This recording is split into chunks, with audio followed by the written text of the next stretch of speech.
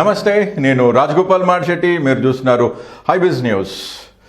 Corona గురించి వార్తలు వస్తున్నాయి, చూస్తున్నాము, వింటున్నాము. కరోనా తర్వాత ఏంటి అనేది ప్రతి ఒక్కరికి ఉన్న ఒక మదిలో అన్నిటికన్నా పెద్ద ఆలోచన, ఏం జరగబోతుంది ప్రపంచం అంతా అనేసి.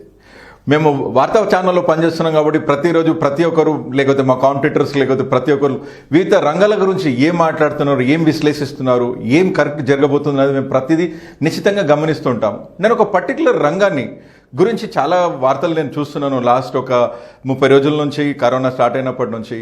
అది ముఖ్యంగా రియల్ ఎస్టేట్ ఇండస్ట్రీ గురించి.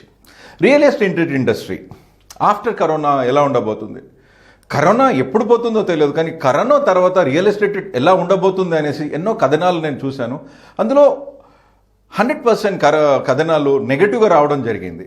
అది ఎందుకు నెగటివ్గా మాట్లాడుతున్నారో నాకు అర్థం కావట్లేదు. ఎందుకంటే రియల్ ఎస్టేట్ అనేది అది ఒక ప్రతి వ్యక్తికి ఏదో ఒక రోజు లైఫ్లో మనకు ఆ రంగంతో మనం ఉంటాం. ఎందుకంటే కొందరైతే 80% వాళ్ళ బిజినెస్లో ఏది చేస్తున్నా కూడా రియల్ ఎస్టేట్తో టచ్ అయిన వాళ్ళు ఉంటారు. ఎలాగ ఎగ్జాంపుల్గా తీసుకుందాం, మీరు ఒక ఇంటికి ఓనర్ అనుకోండి, అందులో రెంటల్ ఇన్కమ్ వస్తుంది, it's nothing but real estate. లేదు, మీరు అగ్రికల్చర్ ల్యాండ్ ఉంది, అగ్రికల్చర్ ల్యాండ్ని మీరు ఎప్పుడన్నా దాన్ని కమర్షియల్ ల్యాండ్గా చేసి విభజించి అమ్మాలనుకుంటారు, ఇట్ ఈస్ రియల్ ఎస్టేట్. అంటే రియల్ ఎస్టేట్ అంటే ఓన్లీ ఒక ప్లాట్ అమ్మడము, అపార్ట్మెంట్ అమ్మడము, ఒక విల్లా అమ్మడము, ఒక లీజ్ ల్యాండ్ ఇవ్వడము, లేకపోతే కమర్షియల్ స్పేస్ లీజ్కి ఇవ్వడము, అద్దె వసూలు చేయడము, అద్దె ఇవ్వడం కాదు. ఇది ఒక కంటిన్యూ ప్రాసెస్ ఇండస్ట్రీ. ఇది ఎలాగైతే హాస్పిటాలిటీ ఇండస్ట్రీ, హోటల్ ఇండస్ట్రీ ఎలా కంటిన్యూ ప్రాసెస్ అవుతుందో, ఒక అపార్ట్మెంట్ కొన్నాము అయిపోయింది, అది ఒక మనిషికి ఉంటుండొచ్చు, కానీ ఆ రంగం అలా ఉండదు. ఎప్పుడు ఎదుగుతుండే రంగాల్లో ఒక రంగం రియల్ ఎస్టేట్ ఇండస్ట్రీ. కరోనా ఎప్పుడవుతుందో, ఎప్పుడు వెళ్ళిపోతుందో మనకు తెలియదు, కానీ కరోనా అయిపోయిన తర్వాత రియల్ ఎస్టేట్ ఇండస్ట్రీ చాలా చాలా బాధల్లో ఉంటుంది. రియల్ ఎస్టేట్ ఇండస్ట్రీ మొత్తం పోతుంది, కన్స్ట్రక్షన్ ఆగిపోతాయి, రెంటల్ ఇన్కమ్ పడిపోతుంది, భూమి విలువ పడిపోతుంది, ల్యాండ్స్కి వాల్యూ ఉండదు, ఇలాంటి ఎన్నో కథనాలు వస్తున్నాయి. ఇవి అబ్సల్యూట్లీ రాంగ్ అండి. ఎందుకంటే నేను నా ఒక 26 సంవత్సరాల ఎక్స్పీరియన్స్ తోటి మీడియాలో మేము చూస్తున్నాం రియల్ ఎస్టేట్ ఇండస్ట్రీ అంటే ఏంటి, అది ఎలా ఎదుగుతుందో మేము ప్రాక్టికల్గా చూసి, నేను ఎంతోమంది రియల్ ఎస్టేట్ డెవలపర్లతోటి, రియల్ ఎస్టేట్ మెంబర్లతోటి మాట్లాడిన తర్వాత నేను ఈ విశ్లేషణ కథనాన్ని ఇస్తున్నాను. Real estate industry is going to boom after any time of corona. అది నెలకు పట్టొచ్చు, జూన్ పట్టొచ్చు, జూలై పట్టొచ్చు, ఆగస్ట్ తర్వాత కావచ్చు, డిసెంబర్ తర్వాత కావచ్చు, అది ఎప్పుడైనా కావచ్చు. But one thing is sure, real estate industry going to the one of the best industry after corona. ఎందుకంటే ఈరోజు మనం చూడండి, ప్రతి ఒక్కళ్ళం ఇంట్లో ఉంటున్నాం. మ్యాక్సిమంగా మాలాంటి ఇప్పుడు ఎమర్జెన్సీ డ్యూటీస్ చేసే డాక్టర్స్ కానీ, లేకపోతే పారిశుద్ధ కార్మికులు కానీ, పోలీస్ ఇండస్ట్రీ వాళ్ళు కానీ, మీడియా వాళ్ళు కాక, అగ్రికల్చర్ కాకుండా మోస్ట్ ఆఫ్ ద పీపుల్, నేను I'm talking especially for the urban area people, ఇంట్లో ఉంటున్నారు. అది సింగిల్ బెడ్రూమ్ ఇల్లు ఉండొచ్చు, డబుల్ బెడ్రూమ్ ఇల్లు ఉండొచ్చు, ఇండిపెండెంట్ ఇల్లు ఉండొచ్చు, ఒక కాలనీలు ఉండొచ్చు, గేటెడ్ కమ్యూనిటీలు ఉండొచ్చు, ఎక్కడ ఉండొచ్చు. ఉదాహరణ ఊహించుకోండి, ఒక మిడిల్ క్లాస్ అతను భార్య పిల్లలతో ఒక చిన్న ఇంట్లో ఉంటున్నాడు. 30 రోజుల నుంచి ఆల్మోస్ట్ అదే ఇంట్లో ఉంటున్నాడు. Kitchen, bathroom, bedroom, hall. ఈరోజు నాకు ఎన్ని ఆలోచనలు వస్తుంటాయి అతనికి, అరే నేను రేపు ఫ్యూచర్లో ఇంకేం చేయగలుగుతాను, అరే నాకు ఒక హోమ్ థియేటర్ ఉంటే ఈరోజు నేను ప్రశాంతంగా కూర్చొని సినిమా చూసేవాడిని, నాకు ఇదే బాల్కనీలో స్పేస్ ఉంటే నేను కూర్చొని బయట ప్రశాంతంగా చూసేవాడిని, అరే నాకు కొద్దిగా ఓపెన్ స్పేస్ ఉంటే నేను ఇక్కడ కొత్తిమీర, కరివేపాకు వేసుకునేవాడిని, పాలకూర పెంచుకునేవాడిని, టమాటా పెంచుకునేవాడిని.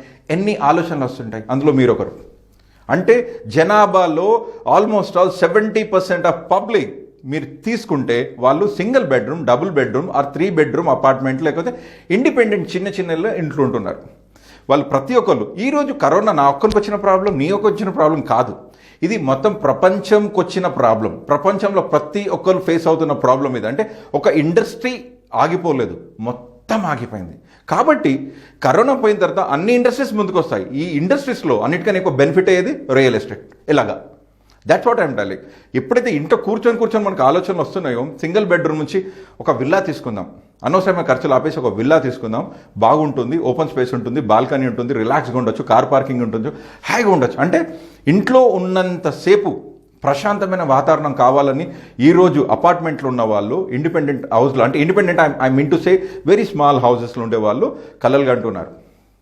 మరి ఎలా చెప్పగలుగుతున్నారు మిగతా వాళ్ళంతా రియల్ ఎస్టేట్ ఇండస్ట్రీ పోతుందని? పోదు.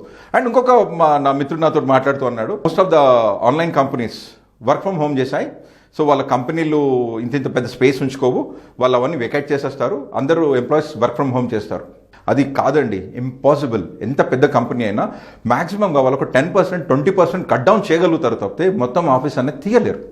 మీరు ఒక పెద్ద పెద్ద బ్రాండ్స్ తీసుకోండి, ఇన్ఫోసిస్ తీసుకోండి, లేకపోతే టీసీఎస్ తీసుకోండి, అమెజాన్ తీసుకోండి, గూగుల్ తీసుకోండి, మీరు అనుకుంటారు వాళ్ళు ఆఫీస్ తీసేస్తారా? ఇంపాసిబుల్. నేను అదే చెప్పదలుచుకున్నాను అంటే ఏదైతే వార్తలు ఇష్టం వచ్చినట్టుగా మాట్లాడుతున్నది తప్పు అంటారు, తప్పు కాదు. అది తప్పు అని వాళ్ళు చెప్పేది లేదు. ఎందుకంటే ఈ 20% ఆ 15% వికెట్ చేయగలుగుతారు.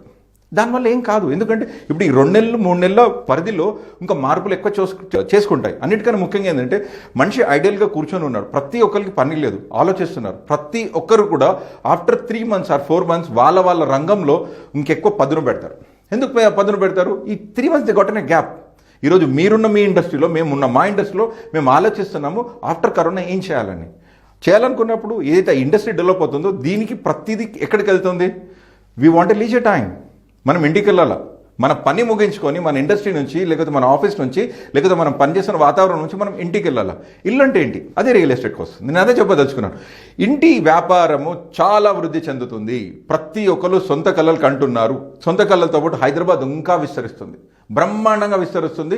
Real estate is going to be booming after this. ఎందుకంటే villa culture, row houses and luxury apartment and high rise buildings, ఈ కల్చర్ ఆల్రెడీ హైదరాబాద్లో ఉంది. వీటి గురించి ఎంక్వైరీస్ వస్తున్నాయి. జనాలు ఆలోచిస్తున్నారు. మైట్ బి ఇప్పుడు కొనకపోవచ్చు, బట్ ఆలోచన అనేది ఇప్పుడు చూడండి. మీరు చిన్న ఉన్నప్పుడు నుంచి ఆలోచిస్తారు, ఓ స్కూటర్ కొనాలి, స్కూటర్ తర్వాత కార్ కొనాలి. మా టైం వాళ్ళని చెప్తున్నాను. ఈ రోజులో జనరేషన్ వాళ్ళు 12-13 సంవత్సరాల నుంచి ఆలోచిస్తుంటారు. I want buy a BMW car, I want buy a Audi car. So ఈ రోజున్న పీపుల్ ఎవరైతే ఎంప్లాయీస్ ఉన్నారో ఇంట్లో కూర్చున్న ఆలోచనలో వాళ్ళు ప్రతి ఒక్కరు ఆలోచిస్తుంది ఏంటి? ఇల్లు కొనాలి, ఇంకా మంచి ఇల్లు కొనాలి, ఉన్నదానికన్నా ఇంకొక మంచి ఇల్లు కొనాలి. So real estate industry boom అవుతుందండి, no doubt about it. Again when take the commercial spacing, ఏదైతే నేను ఇంతకుముందు చెప్పాను కొన్ని IT companies they want vacate, అలా జరగదు. అన్నిటికన్నా ముఖ్యంగా మాల్స్లో ఎక్కడైతే మనము కమర్షియల్ స్పేస్ తీసుకుంటారో, ఎవరైతే బ్రాండింగ్ కోసం తీసుకుంటారో, షాప్స్ వాళ్ళు తీసుకుంటారో, వాళ్ళన్నీ ఇప్పుడు ఆగిపోయి ఉన్నాయి. మీ ఇండస్ట్రీ ఎలా ఆగిపోయిందో, నా ఇండస్ట్రీ ఎలా ఆగిపోయిందో, వాళ్ళ ఇండస్ట్రీ కూడా ఆగిపోయే ఉంది.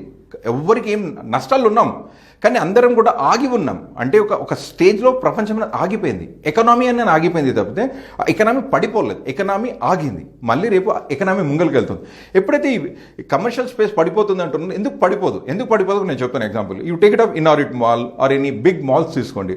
అందులో 200-300 షాప్స్ ఉంటాయి. ఆ షాప్స్లలో మనకు డిఫరెంట్ బ్రాండ్స్ కనపడుతుంటాయి. ఆ షాప్స్ వాళ్ళు ఎందుకు పెడతారో సగం మందికి తెలియదు. అంతగా ఆలోచించారు. వాళ్ళు ఏమనుకుంటున్నారంటే ఈ షాప్స్ వాళ్ళంతా ఇంకా మళ్ళీ కమర్షియల్ స్పేస్ తీసుకోరు, షాప్స్ రావు, వాళ్ళకి నష్టాలు వచ్చాయి కాబట్టి వాళ్ళు వెళ్ళిపోతారు. అలా కుదరదండి. ఎందుకంటే మీరు you take the sum multinational brands, వాళ్ళు చాలామంది మాల్స్లలో షాప్ ఎందుకు పెడతారు? అక్కడ సేల్ మీద వాళ్ళ కాన్సన్ట్రేషన్ ఉంటుంది, బ్రాండింగ్ మీద కాన్సన్ట్రేషన్ ఉంటుంది. మీరు కొన్ని పెద్ద బ్రాండ్స్ తీసుకోండి, యూఎస్ బ్రాండ్స్ కానీ ఇంటర్నేషనల్ బ్రాండ్స్ తీసుకోండి.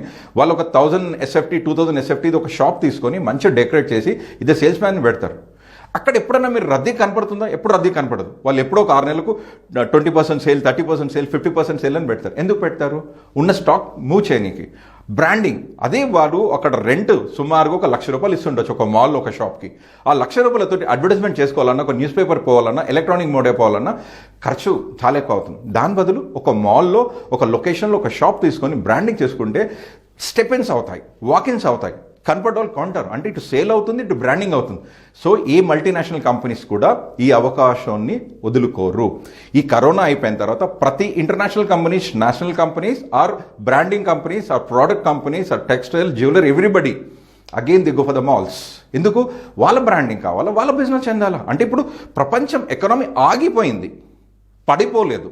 సో ఎప్పుడైతే కరోనా పోతుందో మళ్ళీ ఎకనామీ ముందుకు పోతుంది. ఇంకెంత ముందుకు పోతుంది? ఎక్కువ వృద్ధితో పోతుంది. ఎందుకంటే ప్రతి ఒక్కరు కూడా ఆగి ఆలోచిస్తున్న తరుణం. అంటే ప్రతి ఇండస్ట్రీలో వాళ్ళు వాళ్ళ ఇండస్ట్రీని ఇంకా పుంజుకోవాలని, ఎలా పుంజుకోవాలని ఆలోచిస్తుంటారు. అదేవిధంగా రియల్ ఎస్టేట్ సంబంధించిన వివిధ రంగాలలో ఏదైతే లీజింగ్ కానీ, ల్యాండ్ సెల్లింగ్ కానీ, ఓపెన్ ప్లాట్ సెల్లింగ్స్ కానీ, అపార్ట్మెంట్ సెల్లింగ్ కానీ, విల్లా సెల్లింగ్ కానీ అదే రకంగా ఇంకా ఎంతో శాంత వృద్ధిలో పోతుంది. కారణం మనం ప్రతి ఒక్కళ్ళము ఆఫ్టర్ కరోనా మన ఇండస్ట్రీలో మనం కష్టపడతాం, డెవలప్ అవుతాం. లాస్ట్కు ప్రతి ఒక్కరి డ్రీమ్ ఏముంటుంది? ఓ మంచి ఇల్లు. ఎవ్వరు కూడా ఊహించారండి. ఎవ్వరు కూడా, I mean in the sense like ఎవరు కూడా నాకు ఇల్లు వద్దు అనేవాడు భారతదేశంలో లేడు. ఎందుకంటే ప్రతి ఒక్కరి ఊహ కారణం ఏముంటుంది? ఇలా ఉండాలని. ఎగ్జాంపుల్గా మనం కేరళను తీసుకుందాం. కేరళ సంవాట్ ఇండియాలో ఒక డిఫరెంట్ కల్చర్లో ఉంటారు. హై ఎడ్యుకేషన్ రేషియో వాళ్ళ దగ్గరనే ఉంటుంది, ఎక్కువ గ్రోత్ ఎక్కువ వాళ్ళ దగ్గరనే ఉంటుంది, ఇన్కమ్ కూడా వాళ్ళ దగ్గరనే ఉంటుంది. మీరు ఎప్పుడన్నా ఒక్కసారి సరదాగా కేరళకి వెళ్ళి చూడండి, ఇల్లు అంటే ఎలా కట్టుకోవాలా. సుమారుగా 1000 గజాలు 2000 గజాలకు తక్కువ కట్టుకోరు. అన్ని రకాల సకల సౌకర్యాలతో కట్టుకుంటారు. ఆ కల్చర్ అనేది ఒక్క కేరళలోనే లేదు, కేరళ మనకన్నా ఒక 15-20 ఇయర్స్ ముందు ఉంటుంది హైదరాబాద్ కన్నా. Think of I mean my intention is వాళ్ళ ఆలోచన విధానంలో. సో మనం ఎక్కడ తిరుగుతాం రేపు? ప్రతి ఒక్క పౌరుడు కూడా అదే ఆలోచనలో ఉంటాడు. నాకు ఒక చిన్న స్విమ్మింగ్ పూల్ ఉంటే చాలు, నాకు ఒక హోమ్ థియేటర్ కావాలా, నాకు ఒక 2 పార్కింగ్ లాట్లు ఉండాలా, నాకు ఒక అగ్రికల్చర్ ల్యాండ్ అంటే ఒక చిన్న 100 గజాలు 200 గజాలు నేను నా ఇంట్లోని కల్టివేషన్ చేసుకుని నాకు ప్లేస్ కావాలా, అలాంటి ఆలోచనలో ప్రతి పౌరుడు వెళ్తాడు. ఎప్పుడైతే ఈ ఆలోచనలో వస్తుంది, ఎక్కడికి వెళ్తుందో డబ్బు అంతా? మన సంపాదించిన డబ్బు మన ఇండస్ట్రీ నుంచి మళ్ళీ రియల్ ఎస్టేట్కి వస్తుంది, రియల్ ఎస్టేట్ డబ్బు మళ్ళీ ఇన్ఫ్రాస్ట్రక్చర్ నుంచి మళ్ళీ మన ఇండస్ట్రీకి వస్తుంది. అంటే ఎకనామీ ఎప్పుడైతే స్టార్ట్ అవుతుంది, ఎప్పుడో ఎకనామీ అయితే మళ్ళీ మూమెంట్లోకి వస్తుందో డబ్బు ప్రతిదీ ఆటోమేటిక్గా ఎండ్ అయ్యేది రియల్ ఎస్టేట్ దగ్గరే. మన ఆలోచనలు, మన ఊహలు, మన ఆస్తులు, మనం ఏమడుగుతాం? మీకు ప్రాపర్టీస్ ఏమున్నాయని అడుగుతాం. పెళ్లి సంబంధాలకు పోయినా కొత్త మనుషులు మీకు ఏమున్నాయండి, ఏం డబ్బులు ఉన్నాయండి, ఏం ప్రాపర్టీస్ ఉన్నాయండి, నాకు 10 కోట్లు 20 కోట్లు చెప్పారు, నాకు ఈ ఇల్లు ఉంది, నాకు 10 ఇల్లులు ఉన్నాయి, నాకు అగ్రికల్చర్ ల్యాండ్ ఉంది. అంటే ప్రతి ఒక్కరు వారి జీవితంలో పరమార్థం ఏంటి? ఒక మంచి ఇల్లు. సో రియల్ ఎస్టేట్ ఇండస్ట్రీ అనేది ఆఫ్టర్ కరోనా ఇంకా ఎంతో వృద్ధి చెందుతుంది తప్పితే అస్సలు కూడా మైనస్లో పోదు. 101%. మీరు ఈ వీడియో ఎప్పుడు చూస్తున్నారు?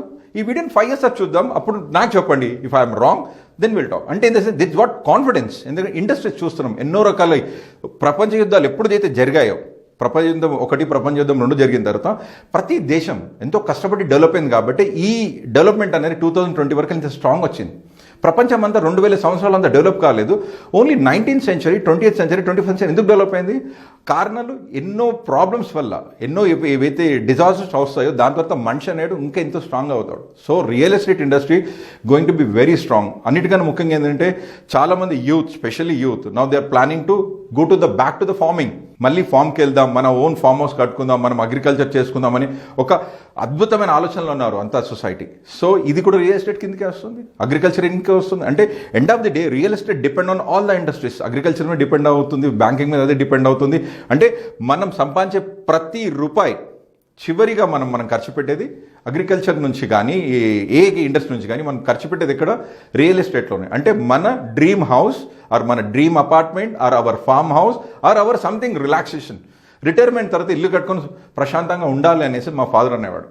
అది 1940s 1950s పుట్టిన వాళ్ళ కల్చర్. 1960s 1970s పుట్టిన వాళ్ళ కల్చర్ ఏమంటే నేను ఒక ఇల్లు కట్టుకోవాలండి రిటైర్మెంట్ లోపు.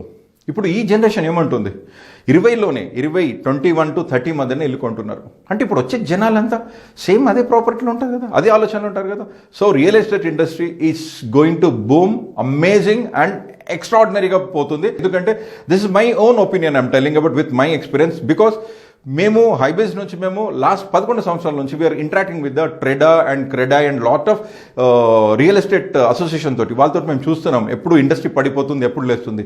కరోనా వల్ల ఇండస్ట్రీ ఆగిపోయినది అంతే, ఇండస్ట్రీ పడిపోలేదు. చాలామంది మాట్లాడుతున్నారు అదే, మళ్ళీ నేను చెప్పదలుచుకున్నాను, ఇండస్ట్రీ పడిపోలేదు, పడిపోదు. ఇండస్ట్రీ ఇంకా చాలా బాగా డెవలప్ అవుతుంది. And it's going to be the good for our society, good for hours, good for everybody happy. Thank you.